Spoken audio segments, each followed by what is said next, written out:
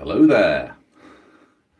Hi. I was just watching the counter go down from the YouTube page, and it strikes me that it counts you down to 1 minute, and then it just says waiting. It doesn't count down the seconds for some reason. I don't know why that is.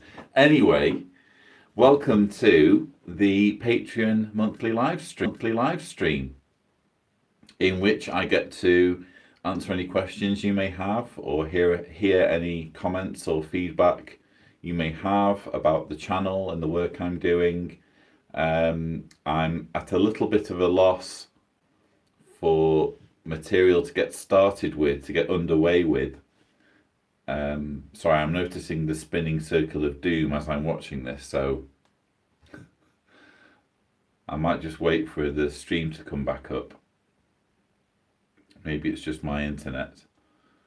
Okay, so anyway, I have one question that I can get started on, and if those of you who are watching can think of any other questions, then by all means pitch in and let me know. Okay. Thank you, John. So apparently I'm broadcasting okay. It must have just have been at my end that I saw the spinning circle. So Becky asks the question, why am I wearing these headphones? I'm not actually listening to anything. Sorry about that. Becky asks the question, how do you manage Christmas now that Jessica is old enough to be excited? Christmas is interesting. We obviously celebrate it. I can't say the same at the moment for Halloween and Easter, incidentally.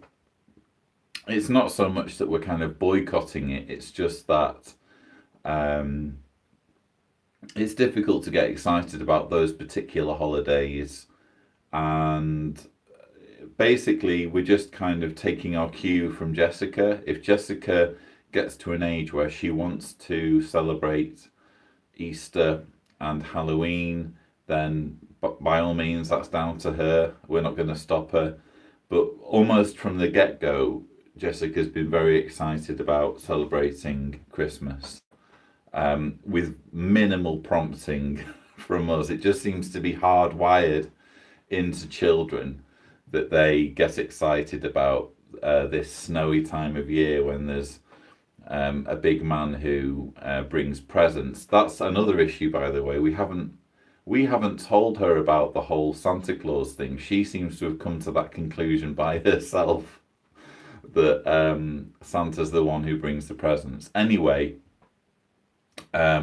we still have to be a little bit discreet because we share a building with Deanna's parents, who are Jehovah's Witnesses, and it's just awkward, I guess, if they come into our apartment and there's a Christmas tree there. It's just it's a shame, really, that we're still kind of, in a way, not bound by these rules, but impacted by them, purely because we don't want to needlessly offend our relatives. So at the moment we don't have a Christmas tree up. We do have some Christmas lights. At least by sort of Christmas Eve, I would expect we'll have a tree up. And we've done our Christmas shopping already, but Jessica definitely gets very excited about Christmas, and who can blame her? And we obviously do our best to make it as special for her as possible. She counts last Christmas as her first Christmas, by the way. She just says, oh, that was my first Christmas, the first one she can remember. And so she's counting this as her second Christmas. So, questions. Let me see. So Chiron Debris says, hi Lloyd, it's my first time here. I'm curious, on average, how many hours a week would you estimate go into your activism work, and how many hours of that is pure editing? That's a good question. Chiron also says, seems the connection isn't optimal, by the way. Yeah, I'm sorry about that. I've tried to make sure everything's okay at my end. I guess it's just one of those live streaming issues.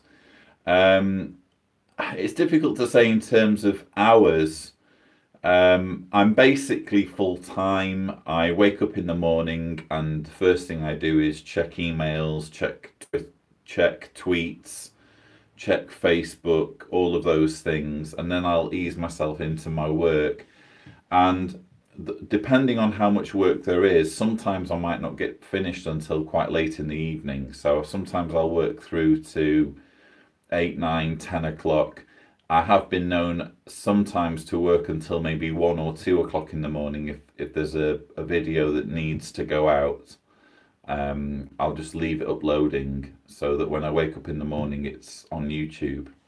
So it's difficult to count exactly how many hours it is. I just know that Sundays are my day off and all other days are basically working days. I try not to work as much on a Saturday, but Saturday's a working day and I work all through the week. So I wish I could be more precise.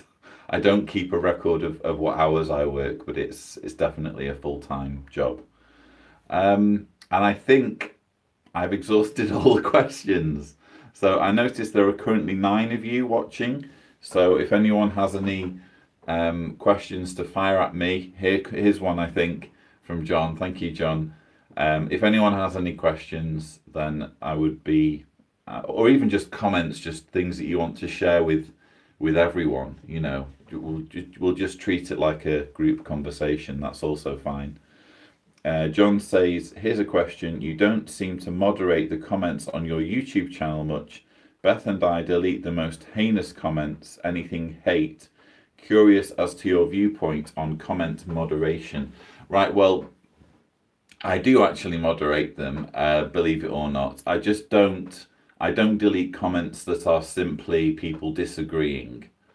So if, for example, a JW comes on and they say, oh, he's lying and this isn't right and that's not right, sometimes I'll answer them.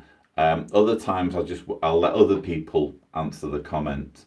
The only time I will delete a comment is if people are actually abusive or insulting. And what happens is, rather than just delete the comment, I block the person as well.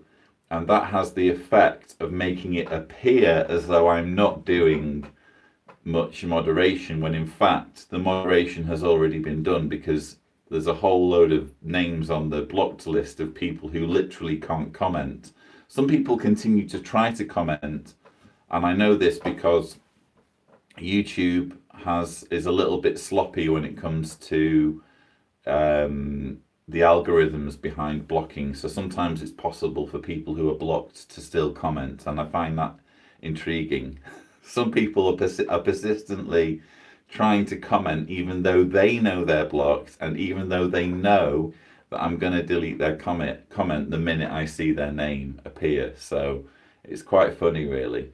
But yeah, I do moderate, but probably the reason why it looks like I don't is because I run a tight ship and I make sure that any offenders are immediately... I have a zero tolerance policy when it comes to people being rude or insulting.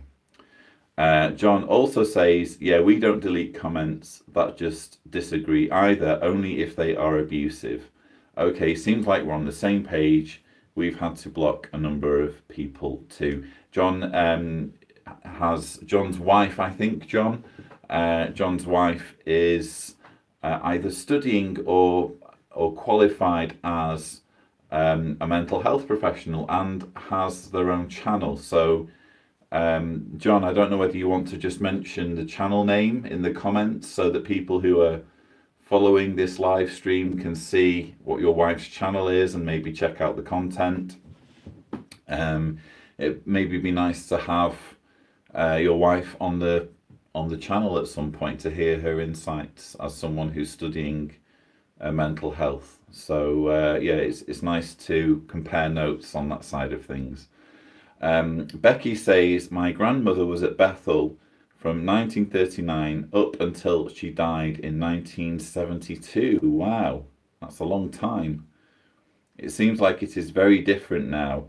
When she had a stroke and the pneumonia, they cared for her there. I guess that doesn't happen anymore. They have to leave when they get to be a burden.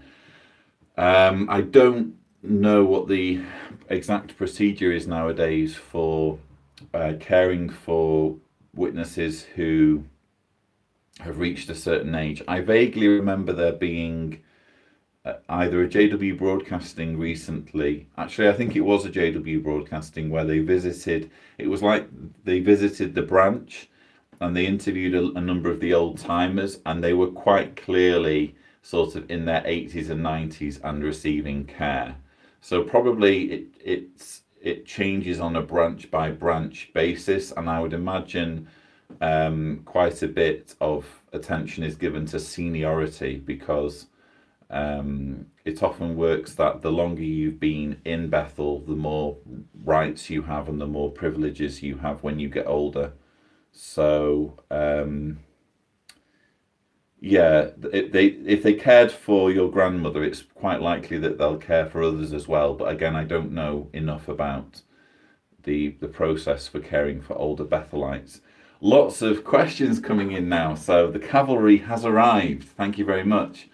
And David Schmidt says, "Hi Lloyd, very excited to hear the news about the Netherlands branch raid. Do you know any further details?" David, we are going to be doing a Watchtower in Focus on this, I can reveal, on Monday. So we're going to be interviewing Raymond. So we're hoping that Raymond will, Raymond from Reclaimed Voices, that is. So we're hoping that Raymond will give us more insight into exactly what's happened. What I can tell you is that this is obviously something that happened a few weeks back now. In fact, I tweeted about this because I actually went to the branch in Emmen and went to those same gates to ask for an interview, and had an interesting conversation with the person on the reception desk, which I recorded on my phone and which will be shown in the oh, David's got to go now. I'll answer your question anyway, David, and hopefully you'll see it later. So I had an interesting conversation which I recorded, which will be shown in my Reclaimed Voices documentary. And little was I to know that only 25 days later, the police would be busting through those same gates to take away evidence about child sex abuse. We don't know what, if any, evidence has been extracted yet. All we know is literally the raids happened at the Dutch branch, at 2 Kingdom Halls, and at 4 buildings, which I assume were maybe elders' residences or something like that. So all we know is that these raids happened. We don't know what the result of the raids was, but I can tell you that the reporter who broke the story is a chap called Koen Direct, who is just a phenomenal investigative journalist.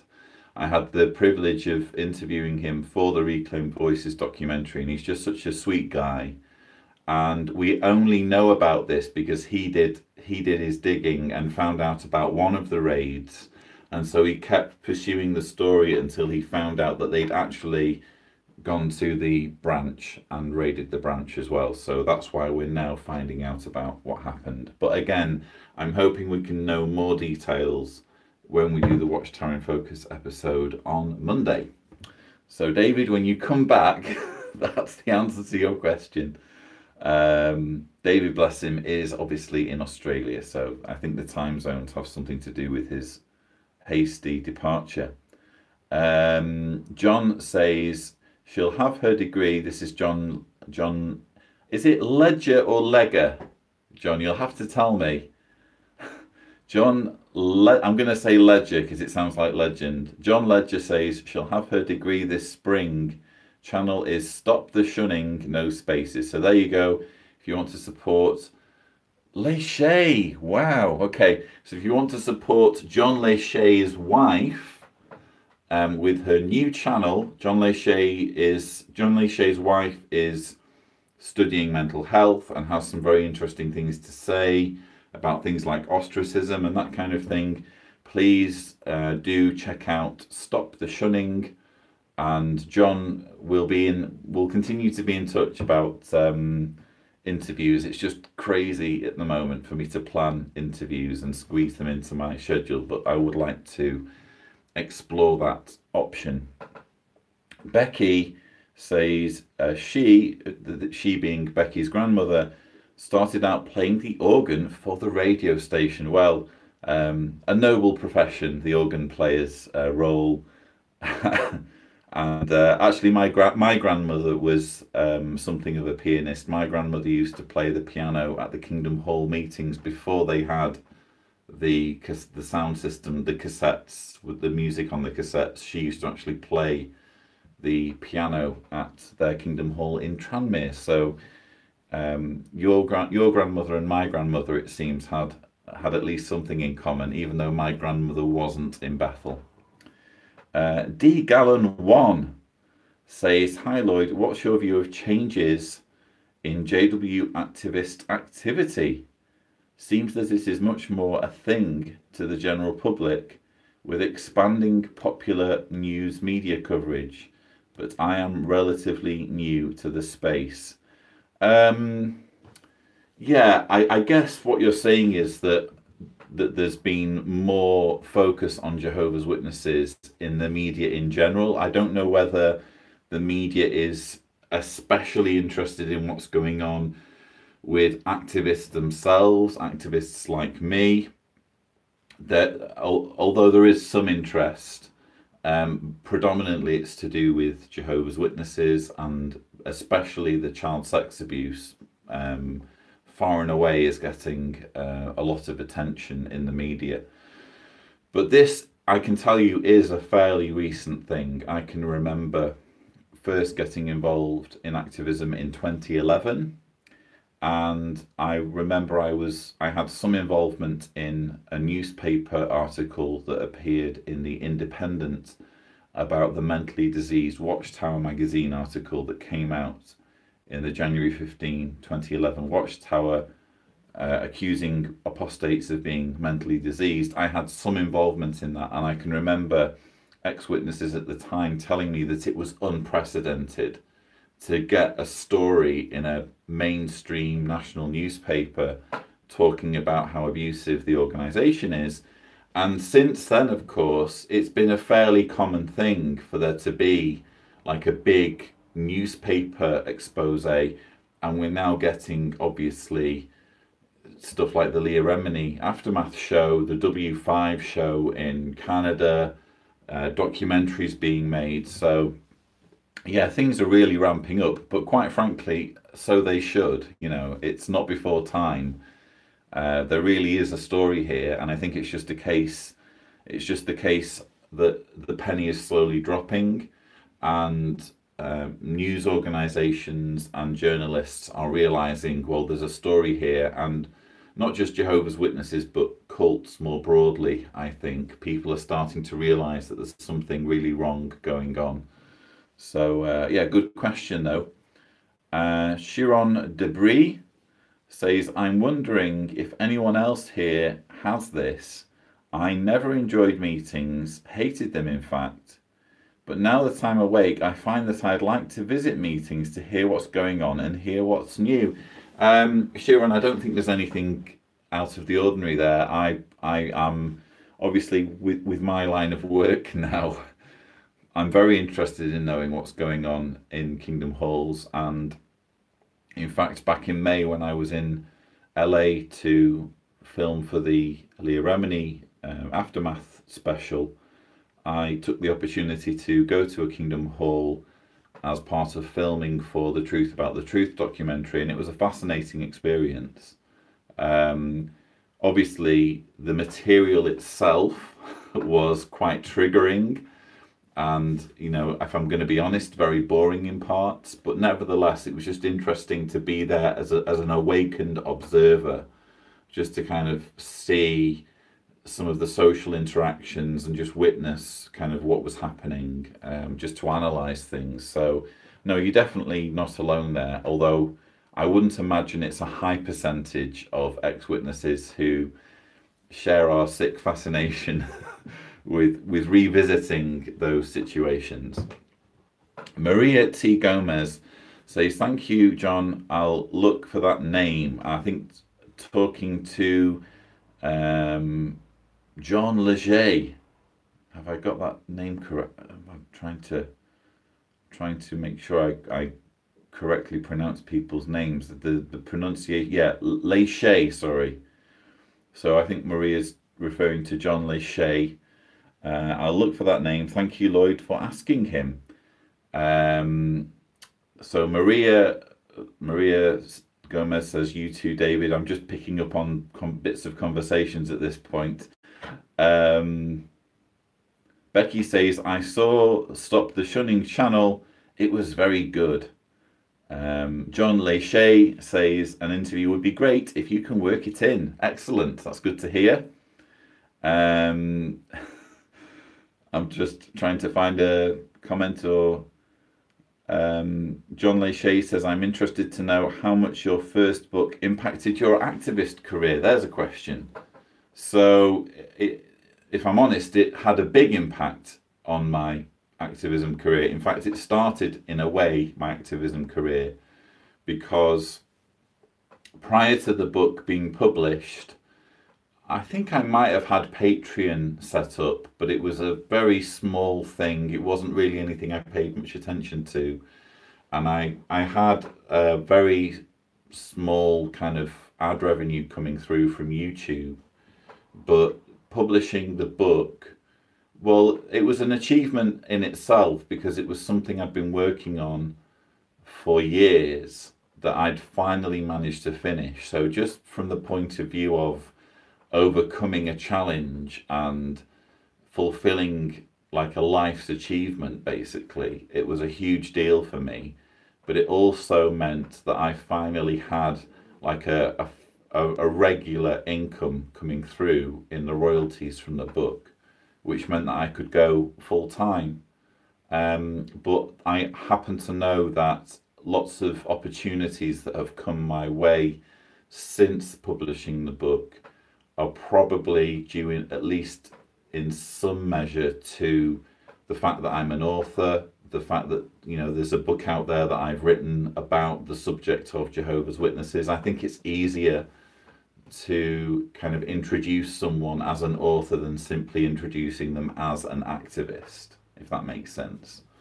So publishing the book has definitely, things really took off from that point forward. And yeah, it was a turning point, you might say, in my activism career. Chiron Debris says, if hypothetically the organization ever stops existing because of you, wink, will you continue activism against harmful religions in general, or do you see yourself pursuing other goals? If it stops, it won't be because of me. It will be because of, you know, the inertia being depleted and people figuring out all about cults, and basically a team effort. But I guess your question is, if there's no watchtower, what do you do? And yeah, I would basically broaden my focus so that I'm not just focused on Jehovah's Witnesses, although there would still be something to be said there about because Watchtower has impacted people. Even if Watchtower stops existing today, even if today the governing body said, that's it, we're done, you know, we're closing everything down, we're liquidating all our assets and giving all the money to the sex abuse victims, even if that happened, there would still be this, well, thousands, if not millions of victims of Watchtower abuse. And I don't think that we should just stop talking about what happened in the past, if that makes sense. So I would still be talking about that, if only to make sure that the victims aren't forgotten, and also that there's a warning message to any other groups that decide to get set up. But as you say, you know, Jehovah's Witnesses aren't the only harmful, abusive groups out there. I've already tried on my channel to, you know, with the faith versus faith videos, particularly, to bring in other groups and to show that it's not just a JW thing, it involves other groups as well. And I guess if there was no more Watchtower, I would be doing that even more. Tamara Whaley says, good afternoon, everyone. Sorry I'm late. Tamara, you are forgiven. Becky says, hi, Tamara. You are here in California, right? To which Tamara replies, South Carolina. Now we know Tamara's whereabouts. John Lachey says, Lloyd for president. Move to the USA. I think the fact that I'm British and I don't have orange skin might somewhat harm my chances of assuming the United States presidency, but I do appreciate your recommendation, John. Yeah, Becky says almost anyone for president other than the current one. Tamara says, Lloyd, how is Deanna doing with the pregnancy? Hope everything is doing well. Deanna's doing very well with the pregnancy. I believe she's actually watching this live stream. So, Deanna, if you feel like typing in the chat how your pregnancy is going, I'm sure people would like to hear from you. Or indeed, if you want to come through the door and say a quick hello. But no, Deanna's doing very well, thank you. And everything's going very well, very smoothly. The baby is due in March. We have a name for the baby. It is, am I allowed to say that? I guess I am. So the baby is going to be called Julia Leslie Evans. So that's the name of the baby. Leslie obviously being my late mother's name. So, but no, everything's going very well, thank you. No, nothing untoward in the pregnancy department. John Lee Shea says, do you think it's more likely that Watchtower will liberalise to prevent their demise, or just tighten their grip and slowly disappear into obscurity? I think the latter is the more likely. It just doesn't seem to be in Watchtower's DNA to go mainstream. They just seem to be obsessed with playing the victim, perpetuating this doomsday persecution complex narrative, and any kind of external influence that might motivate an organization such as theirs to reform, to be more merciful, to just be softer with its policies, seems to be resisted as though it's coming from Satan. The governing body genuinely seem to believe that they are custodians of God's one and only true organization, and they need to resist any influence to just soften their stance. So no, I think that they'll continue to,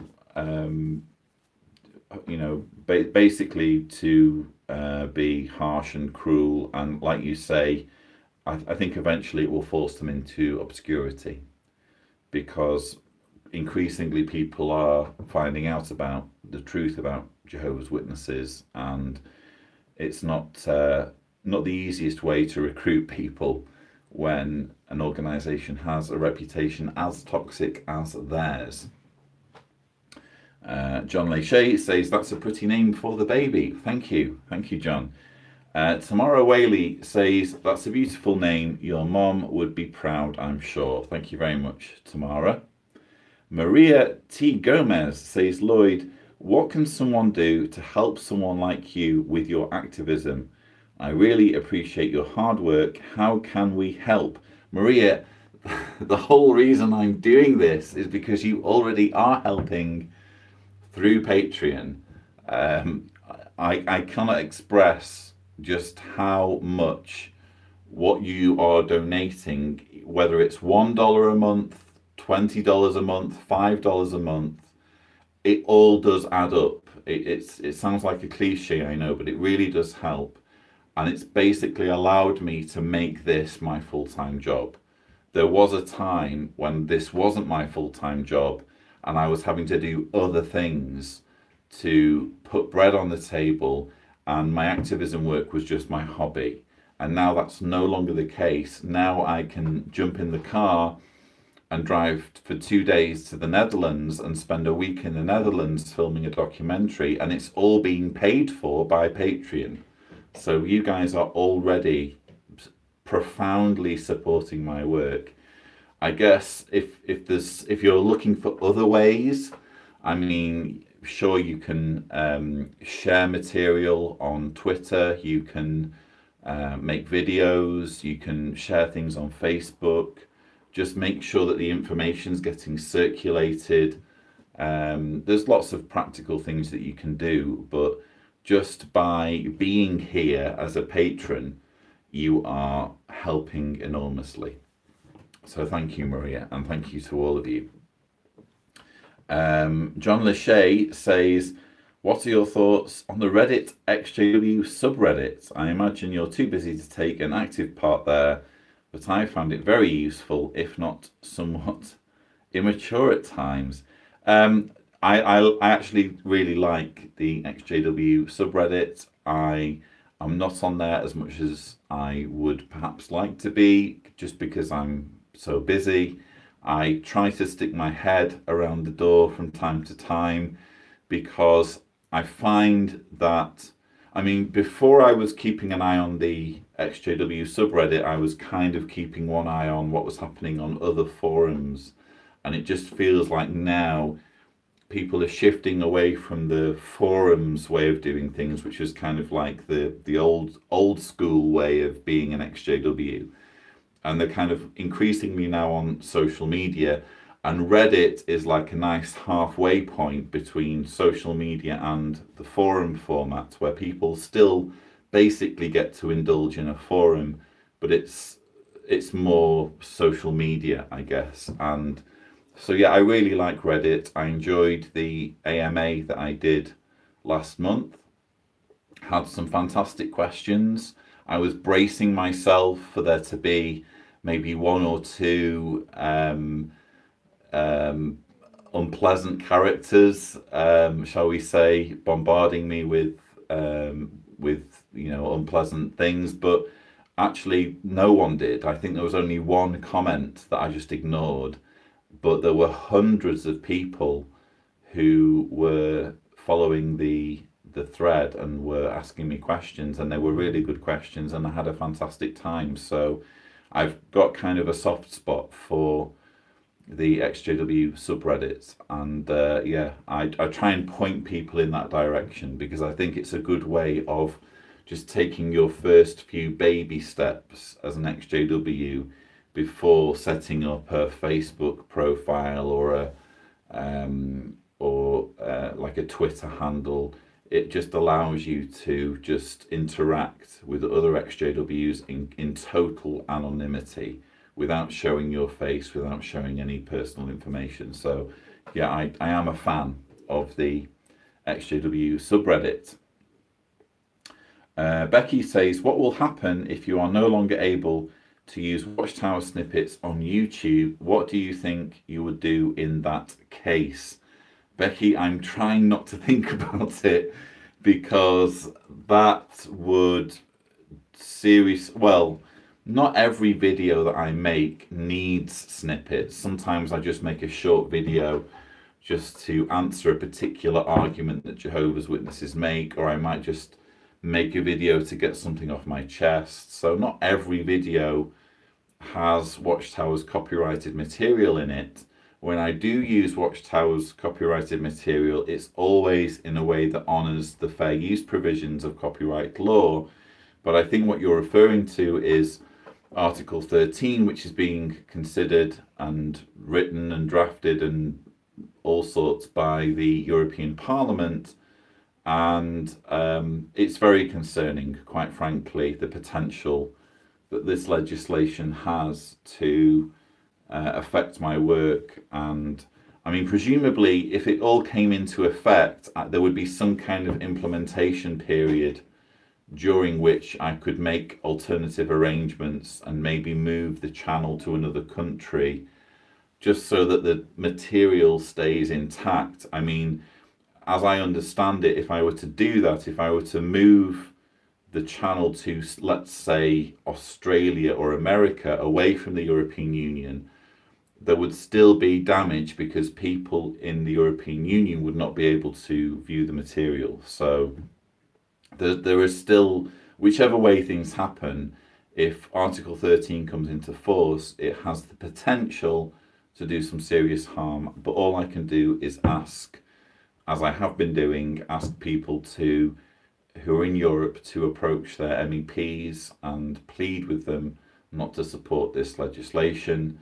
I can understand why MEPs perhaps would have been attracted to vote for it, because they've been sold this narrative that it's all about helping creators and making sure that people like Beyonce get their full royalties, but they've completely overlooked the huge ramifications for free speech. So I've considered making a video about it, but I don't know, it doesn't feel right to kind of water down my channel with kind of banal stuff like that. I'd rather just tweet about it, and I've also posted about it on my YouTube community tab.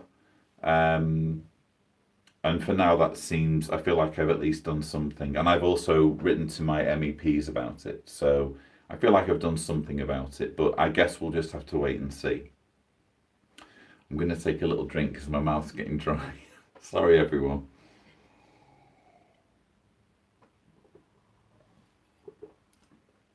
So John Lachey says, Beth would like to know if you know it's true that all Kingdom Hall doors are locked during the meetings now.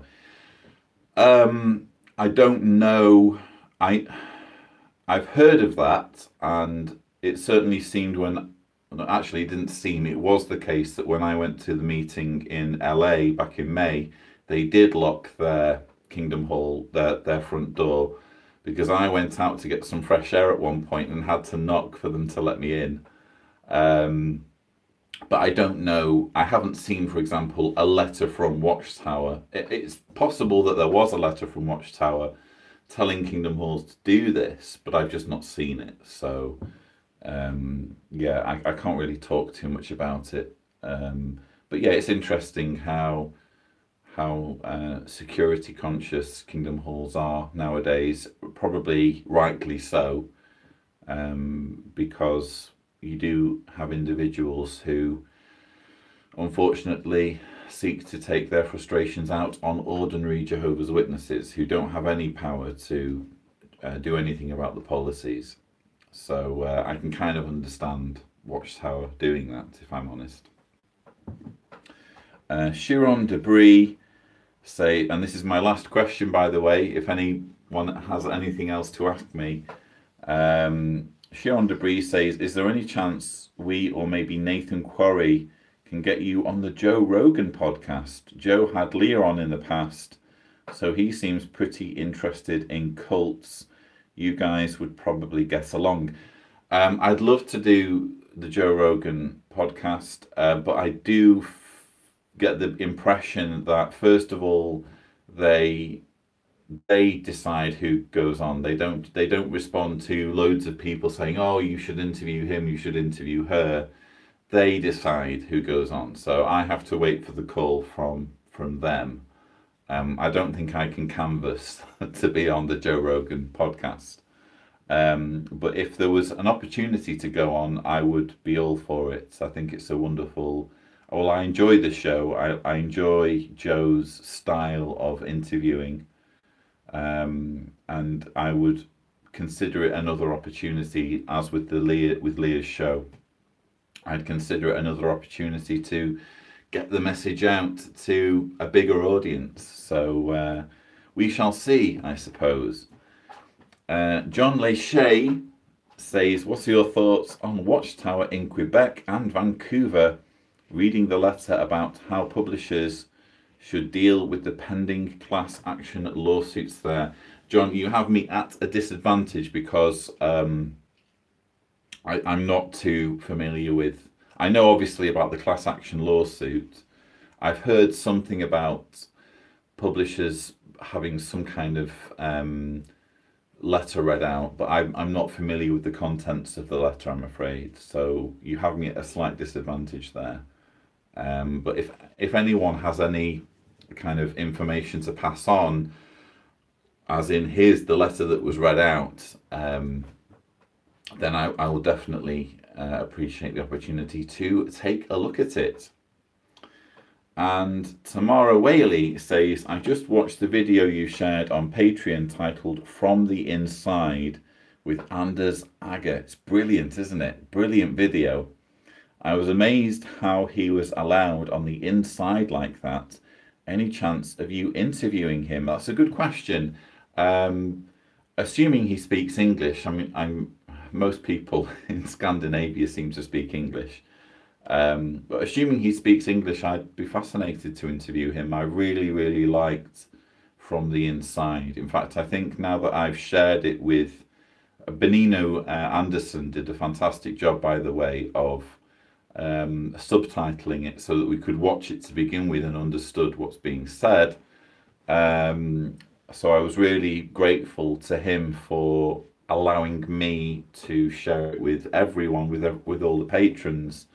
So now that you guys have all seen it, I might do something to try and make sure that other people can see it too, because as I said, I think in the Patreon post, I've been wanting for a long time to see someone like Louis Theroux do a documentary on Jehovah's Witnesses, because I think the organisation is ideally suited to that style of documentary where you take a journalist with a very good grounding in what is humane, and you go around speaking to people who are quite obviously deluded, and just through the ensuing conversations it becomes obvious just how deluded they are and how harmful the ideology is. And Louis Theroux repeats this formula again and again and again in different documentaries, and it's so perfectly suited to Jehovah's Witnesses. So to see Anders Agger applying this formula to Jehovah's Witnesses, and honestly, if Louis Theroux had done the documentary, I can't imagine Louis doing a much better job. No one was pulling the wool over his eyes, and he really got to the bottom of things. So yeah, it would be nice to have Anders on. I guess I'm already a little bit behind. I'm not necessarily an interview channel. I'm more of a rebuttals channel that happens to also do interviews. But if I can possibly squeeze him in at some point, I would love to do that. Becky says, it was great. I also was surprised they let him in. Yeah, I have no idea how. Surely they were instantly regretting it when the show went up on television. John Lachey says, I read an article this morning where Vincent Toole, Watchtower representative in Australia, says shunning is a myth. That's an old article, by the way, John. I did a blog on that, I think back in, was it 2012, 2013? Was this just a lie, or Watchtower claiming they don't shun just because they call it disfellowshipping or something else? Yeah, it was a straight up lie. Yeah, and again, I think I did a blog article and a video about it when it happened.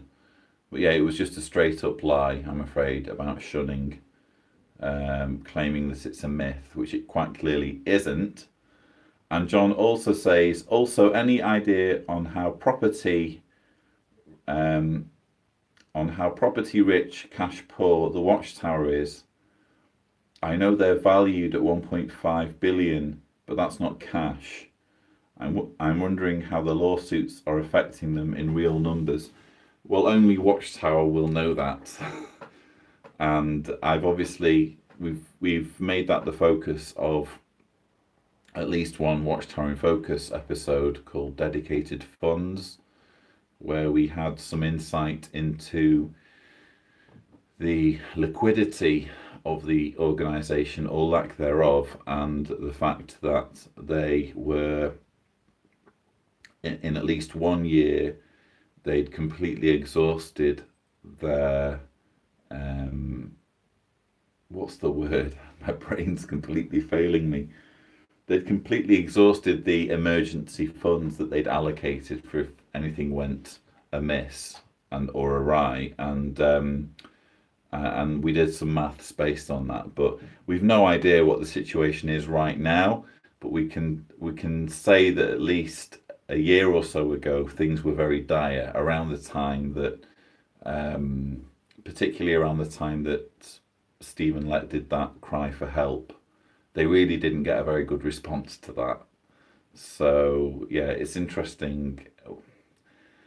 I try not to get too carried away, but it's fascinating to think that Watchtower, if these numbers are to be believed, are maybe only 1 or 2 lawsuits away at any given moment from being in serious hardship, depending on how much in debt they are already. So yeah, it's interesting to look into that, but I can only talk about the figures that are put in front of me. Becky says, have they actually paid out any of the settlements? Well, settlements and lawsuits are 2 different things. I would imagine they probably haven't paid out, for example, the $35 million Montana case, because that's being appealed. So they'll probably only have to pay the 35 million out after their appeal is unsuccessful. So I mean, settlements are something else entirely. If there's a settlement, as there was in the Fessler lawsuit, I would imagine that that gets paid out almost instantly. But although we know in the Fessler lawsuit it would have been a big sum into the millions, we just don't know exactly how much. John Lachey, trying to fill in the questions here. Fighting a losing battle, I notice, and I will have to, if there isn't another question or 2 after this one, I think this will be my last one. But John Lachey says, I saw some Kingdom Hall crash videos, and there's hardly anybody in the congregations, but the Watchtower numbers show 1% plus growth.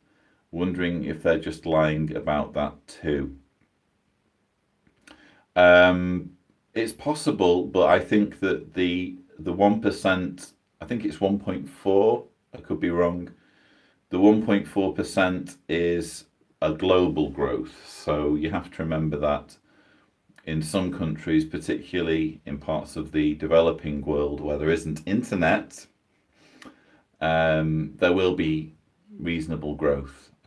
It's just in America and countries where people have internet that there are problems, and yeah, it's difficult to. I sometimes wonder whether I wonder where the discrepancy is. Either the numbers that Watchtower is giving us aren't accurate or are inflated, or all of these reports of Kingdom Hall mergers and half-empty Kingdom Halls they're exaggerated. I don't know which to believe, quite honestly, but I always have to give the benefit of the doubt to Watchtower. I can't say that they're making up their numbers unless I have a reason to believe that. It's not enough for me to say, oh, but what about all these empty Kingdom Halls? Well, what empty Kingdom Halls? What numbers are we talking about? Do those numbers add up? Are you seriously going to do an audit of every single Kingdom Hall in the United States? So it's very problematic to know for sure either way what the situation is. But it is encouraging to note that Kingdom Halls, at least anecdotally, seem to be struggling to bring in the numbers. And it's encouraging to think that certainly the internet is wreaking havoc on Watchtower's membership. So Tamara Whaley says, thank you as always for all your hard work, and make sure you're getting your rest. Thank you, Tamara. I will do my best to get some rest. I had my day off. I had this week's day off yesterday rather than Sunday because we went Christmas shopping. but I'll try to take it a little bit easy tomorrow and not overwork myself. And Becky says, but it is poor countries that don't have internet. The main contributions must come from wealthier countries. That doesn't seem sustainable. Becky, it isn't sustainable.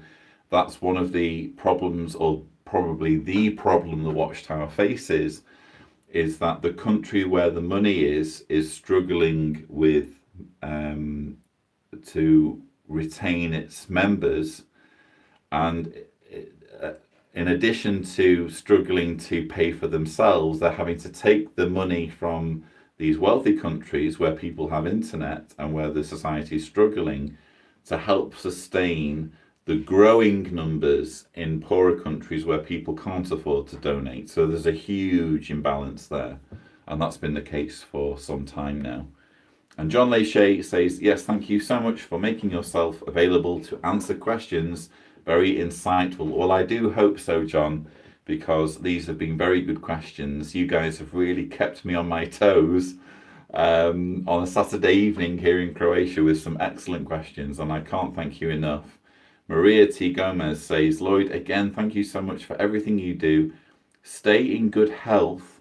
Regards to you and your family. Maria, thank you very much indeed. I'm kind of getting over my cold still.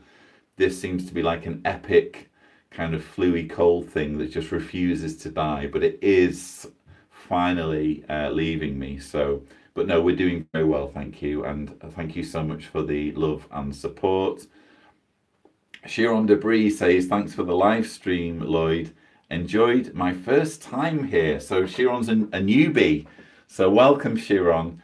Enjoy your evening after this. Chiron, I will very much attempt to do just that. Maybe put on some Netflix. Becky says, thank you. I appreciate all you do and your family too. Well, thank you very much, Becky. I guess this being the December live stream, it would be opportune for me to wish you all a very Merry Christmas and a Happy New Year. Whatever you're doing, whether it's with loved ones, whether it's on your own, I hope that you have a very restful, pleasant time over the holiday period. And just please be assured of my continuing gratitude, profound gratitude, for all of the amazing support that you guys are showing me on Patreon. I hope that you're satisfied with the end product, but I can only tell you how grateful I am. And so as all of the season's greetings start to flood in, I will leave it there. But thank you so much for tuning in for the December Patreon live stream. I hope to see some, if not all of you, at next month's live stream. But yeah, we'll leave it there, and it's time for me to do the awkward thing where I try to close the live stream. But take care, everyone. Have an awesome weekend and Merry Christmas.